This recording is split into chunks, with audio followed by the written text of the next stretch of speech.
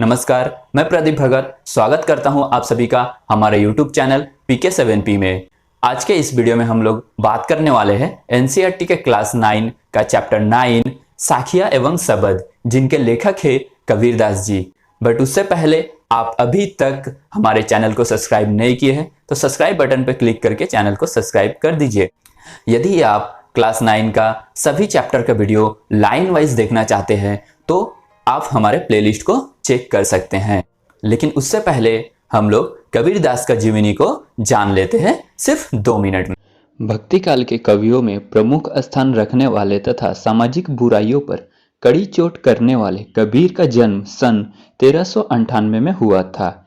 ऐसा माना जाता है कि उनका जन्म विधवा ब्राह्मणी के गर्भ से हुआ था, जिसने शिशु कबीर को वाराणसी के निकट लहराता नामक स्थान पर तालाब के किनारे छोड़ दिया था। उसी रास्ते से गुजरने वाले निसंतान जुलाहा दंपति नीरू और नीमा ने उस बालक को देखा और उठा लिया। उन्होंने कबीर का पालन पोषण किया। कबीर ने कोई औपचारिक शिक्षण ग्रहण नहीं की। उन्होंने संतों की संगति में ज्ञान प्राप्त किया। उनके गुरु का नाम रामानंद था। उनकी पत्नी का नाम लोई था। उनकी मृत्यु सन 1518 में हुई। कबीर अनपढ़ संत थे। वे पदों की रचना करते तथा गाते। इन्हीं पदों को उनके शिष्यों ने संकलित किया। इन्हें साखी, शबद तथा रामायणी नाम से जाना जाता है। इनका संग्रह बीजक नाम से प्रसिद्ध है। कुछ लोग कबीर ग्रंथवाली को भी इन्हीं की रचना मानते हैं। कबीर के काव्य में गुरु भक्ति, गुरु महिमा, साधु महिमा, आत्मबोध तथा ईश्वर के प्रति अथाह प्रेम की अभिव्यक्ति हुई है। कबीर ने तत्कालीन सामाजिक बुराइयों, मूर्ति पूजा, छुआछूत, ऊंच नीच की भावना आदि पर प्रहार किया। उन्होंने हिंदू मुसलमान एकता तथा विभिन्न धर्मों के बीच समन्वय स्थापित करने का प्रयास किया। उन्होंने हिंदू मुसलमान दोनों धर्मों के कथाकथित ठेकेदारों की कड़े शब्दों में निंदा की। उन्होंने दोनों को सच्चे मन से प्रभु भक्ति का संदेश दिया। कबीर ने अपने काव्य में ब्रज, अवधी, पंजाबी, राजस्थानी, अरबी, फारसी आदि शब्दों का प्रयोग किया। कुछ विद्वान उनकी भाषा को सधुकड़ी या पंचमेल खिचड़ी कहते हैं। उनकी भाषा में अक्खड़पन है। साहित्यकार हजारी प्रसाद द्विवेदी ने उन्हें भाषा का डिटेक्टर कहा है। उन्होंने दोहों तथा पदों की रचना की है। मानसरोवर सुभर जल हंसा केली कराही, मुक्त फल मुक्त चुगे अब उड़ी अनंत न जाही। मानसरोवर तिब्बत में एक बड़ी झील का नाम है। सुभर यानी अच्छी तरह भरा हुआ। हंस यानी हंस पक्षी का नाम है, एक जीव का प्रतीक है। केली यानी क्रीड़ा, खेलना। करही का मतलब होता है करना। मुक्तफल यानी मोती, प्रभु की भक्ति। उड़ी यानी उड़कर। अनंत यानी अन्यत्र, कहीं और। इस लाइनिंग का भावार्थ है, मानसरोवर स्वच्छ जल से पूरी तरह भरा हुआ है। उसमें हंस क्रीड़ा करते हुए मोतियों को चूग रहे हैं। वे इस आनंददायक स्थान को छोड़कर अन्यत्र नहीं जाना चाहते हैं। आशा यह है कि जीवात्मा प्रभु भक्ति में लीन होकर मन में परम आनंद का सुख लूट रहे हैं। वे स्वच्छंद होकर मुक्ति का आनंद उठा रहे हैं। वे इस सुख को छोड़कर कहीं और जाना नहीं चाहते हैं। प्रेमी ढूंढत मैं फिरो, प्रेमी मिले ना कोई। प्रेमी को प्रेमी मिले, सब विष अमृत होय। प्रेमी यानी प्रेम करने वाला, यानी जो प्रभु का भक्त है। फिरो का मतलब हो रहा है घूमना, और होई का मतलब हो रहा है हो जाता है। इस लाइन का अर्थ है कि कवि कहते हैं कि मैं ईश्वर प्रेमी अर्थात प्रभु भक्त को ढूंढता फिर रहा था, पर अहंकार के कारण मुझे कोई भी प्रभु भक्त न मिला। जब दो सच्चे प्रभु भक्त मिलते हैं तो मन की जो सारी 20 रूपी बुराइयां वो समाप्त हो जाती है तथा मन में अमृतमयी अच्छाइयां आ जाती है। हस्ती चढ़िए ज्ञान को सहज दुलीचा डारी, स्वान रूप संसार है भूखंडे झक मारी।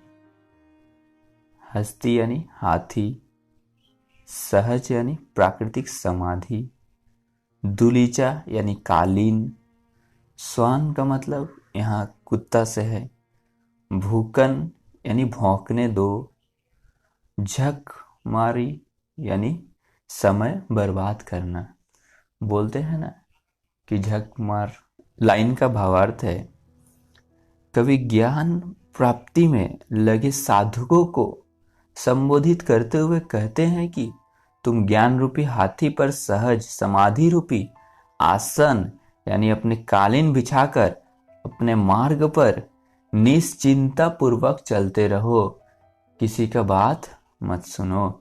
यह संसार कुत्ते के समान है जो हाथी को चलते देखकर निरुद्देश्य भौंकता रहता है, अर्थात साधक को ज्ञान प्राप्ति में लीन देखकर दुनिया वाले अनेक तरह तरह की उल्टी सीधी बातें करते हैं, परंतु उसे दुनिया की लोगों की निंदा की कोई परवाह नहीं है। एक कहावत है कि हाथी चली बाजार कुत्ता भौंके हजार। पखा पखी के कारण सब जग रहा भूलान, निरपक होई के हरि भजय सोई संत सुजान। पखा पखी यानी पक्ष और विपक्ष, कारणे यानी कारण, भूलान यानी भूला हुआ भूल जाना, निरपक्ष यानी निष्पक्ष, भजय यानी भजन करना स्मरण करना, सोई यानी वही, सुजान का अर्थ होता है चतुर ज्ञानी सज्जन। प्रस्तुत लाइन के माध्यम से कवि कहते हैं कि लोग अपने धर्म संप्रदाय यानी अपने पक्ष को दूसरे से बेहतर मानते हैं, वे अपने पक्ष का समर्थन तथा दूसरों की निंदा करते हैं। इसी पक्ष विपक्ष के चक्कर में पड़कर वे अपना वास्तविक उद्देश्य भूल जाते हैं। जो धर्म संप्रदाय के चक्कर में पड़े बिना ईश्वर की भक्ति करते हैं वही सच्चे ज्ञानी कहलाते हैं। हिंदू मुआ राम कही मुसलमान खुदाई, कहे कबीर सो जीवता जो दूहों के निकटी न जाए। मुआ का अर्थ होता मर गया, सो जीवता यानी वही जीता है, दूहों का मतलब दोनों, निकटी का मतलब पास या नजदीक, जाई मतलब जाता। प्रस्तुत पंक्ति के माध्यम से कवि कहते हैं कि निराकार ब्राह्मण की उपासना की सीख देते हुए कि हिंदू राम का जप करते हुए तथा मुसलमान खुदा की बंदगी करते हुए मर मिटे तथा आने वाली पीढ़ी के लिए कट्टरता छोड़ गए। वास्तव में राम और खुदा तो एक ही है। कवि के अनुसार जो राम और खुदा के चक्कर में न पड़कर प्रभु की भक्ति करता है वही सच्चे रूप में जीवित है और सच्चा ज्ञान प्राप्त करता है। काबा फिरी काशी भया राम ही भया रहीम, मोट चून मैदा भया बैठी कबीर जीम। काबा यानी मुसलमानों का एक पवित्र तीर्थ स्थान है। काशी हिंदुओं का पवित्र तीर्थ स्थल का नाम। भया यानी हो गया, मोट चून यानी मोटा आटा, बैठी यानी बैठकर, जिम यानी भोजन करना। प्रस्तुत पंक्ति के माध्यम से कवि कहते हैं कि मैं जब राम रहीम हिंदू मुसलमान के भेदों से ऊपर उठ गया तो मेरे लिए काशी तथा काबा में कोई अंतर नहीं रह गया।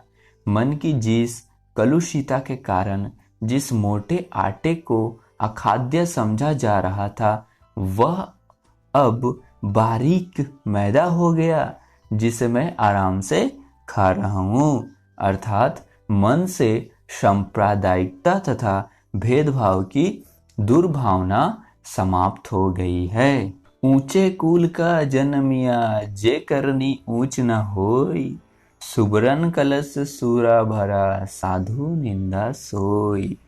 ऊंचा कुल मतलब अच्छा खानदान, जन्मिया यानी पैदा होकर, करनी का मतलब कर्म, सुबरन यानी सोने का, कलश यानी घड़ा, सूरा मतलब शराब, निंदा यानी बुराई, सोई यानी उसकी। प्रस्तुत पंक्ति के माध्यम से कवि कहते हैं कि ऊंचे कुल में जन्म लेने मात्र से कोई व्यक्ति बड़ा नहीं बन जाता है, इसके लिए अच्छे कर्म करने पड़ते हैं। इसी का उदाहरण देते हुए कबीर कहते हैं कि सोने के पात्र में शराब भरी हो तो कभी भी सज्जन उसकी निंदा ही करते हैं। अब हम लोग शब्द में आते हैं। शब्द का पद नंबर 1, मोको कहाँ ढूंढे बंदे, मैं तो तेरे पास में, ना मैं देवल ना मैं मस्जिद, ना काबे कैलाश में, ना तो कोने क्रिया कर्म में, नहीं योग वैराग में, खोजी होए तो तुरत मिलहो पल भर की तलाश में। कहे कबीर सुनो भाई साधो, सब स्वांगों की श्वास में। मोको यानी मुझको, बंदे यानी मनुष्य, देवल यानी देवालय मंदिर, काबा यानी मुसलमानों का तीर्थ स्थल, कैलाश यानी हिंदुओं का तीर्थ स्थल यानी कैलाश पर्वत जहाँ भगवान शिव का वास माना जाता है। कौने यानी किसी, क्रिया कर्म यानी मनुष्य द्वारा ईश्वर की प्राप्ति के लिए किए जाने वाला आडंबर, योग यानी योग साधन, वैराग यानी वैराग्य, तुरत यानी तुरंत, मिल ही यानी मिलेंगे, तलाश यानी खोज। प्रस्तुत पंक्तियों के माध्यम से कवि मनुष्य के जीवन भर ईश्वर को पाने का उपाय बताते हैं तथा नाना प्रकार की क्रियाएं करते हैं, पर उसे प्रभु के दर्शन नहीं होते। इसी संबंध में स्वयं निराकार ब्रह्म मनुष्य से कहते हैं कि हे मनुष्य, तूने मुझे कहाँ खोजा, मैं तो तेरे पास में ही हूँ, मैं किसी मंदिर मस्जिद या देवालय में नहीं रहता हूँ, न किसी तीर्थ स्थान पर, मैं किसी आडंबर युक्त क्रियाओं से भी नहीं मिल सकता। जो मुझे सच्चे मन से खोजता है उसे मैं पल भर में ही मिल सकता हूँ, क्योंकि हर प्राणी की प्रत्येक सांस में मौजूद हूँ। मुझे खोजना है तो अपने मन में खोज ले। संतो भाई आई ज्ञान की आंधी रे, भ्रम की टाटी सबे उड़ानी, माया रहे ना बांधी। हित चीत द्वय थुथी निगिरानी, मोह बलिंदा टूटा, त्रिंगा छानी परी घर ऊपरी कुबधी का भांडा फूटा। जोग जुगटी करी संतो बांधी, निर्चू चुए न पानी, कूड़ कपट कराया निरकश्या, हरि की गति जबो जानी। आंधी पीछे जो जल बूठा, प्रेम हरि जन भीना, कहे कबीर भान के प्रगटे उदित भया तम खीना। भ्रम का मतलब होता है संदेह। टाटी यानी घास फूस तथा बांस की पट्टियों से बनाया गया आवरण। उड़ानी यानी उड़ गई। माया का मतलब होता है मोह। बंधी यानी बंधना। हिति यानी स्वार्थ के लिए। चित का मतलब होता है मन। द्वय यानी दो। थूनी का मतलब हो रहा सहारे के लिए लगाई गई लकड़ी के टेक। गिरानी यानी गिर गई। बलिंडा यानी मोटी बल्ली जो छप्पर के बीचों बीच बांधी जाती है। टूटा यानी टूट गया। तृष्णान यानी तृष्णा, लालच। छानी का मतलब हो रहा है छप्पर। कुबधि यानी दुर्बुद्धि। भांडा का मतलब हो रहा बर्तन। जोग जुगटी यानी योग साधना के उपाय। नीरचु यानी तनिक भी। चुए यानी टपकना। निकष्य यानी निकल गया। जानी यानी समझ में आई। बूठा यानी बरसा। भीनी यानी भीग गया। भान यानी सूरज। उदित भया यानी निकल आया। तम यानी अहंकार। खीनान यानी छिन्न या नष्ट होना। प्रस्तुत पंक्तियां के माध्यम से कवि कबीरदास जी कहते हैं, हे संतो, ज्ञान की आंधी आई, उसके प्रभाव से भ्रम का आवरण उड़ गया, वह माया की रस्सी से बंधा न रह सका। स्वार्थ के खंभे तथा मोह की बलियान टूट गई। तृष्णा का छप्पर गिरने से कुबुद्धि के सभी बर्तन टूट गए।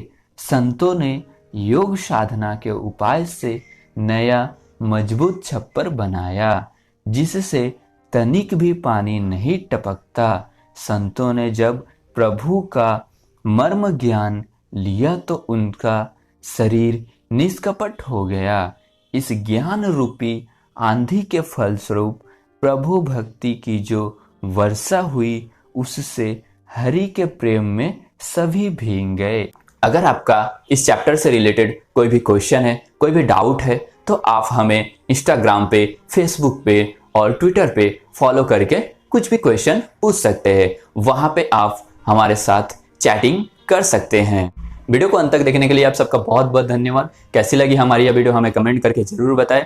वीडियो अच्छी लगी तो वीडियो को लाइक कीजिए, चैनल को सब्सक्राइब कीजिए और अपने फ्रेंड्स सबको भी शेयर कीजिए। और हाँ, कमेंट करके बताइए कि आप अगला वीडियो कौन सा चैप्टर पे, किस टॉपिक पे देखना चाहते हैं।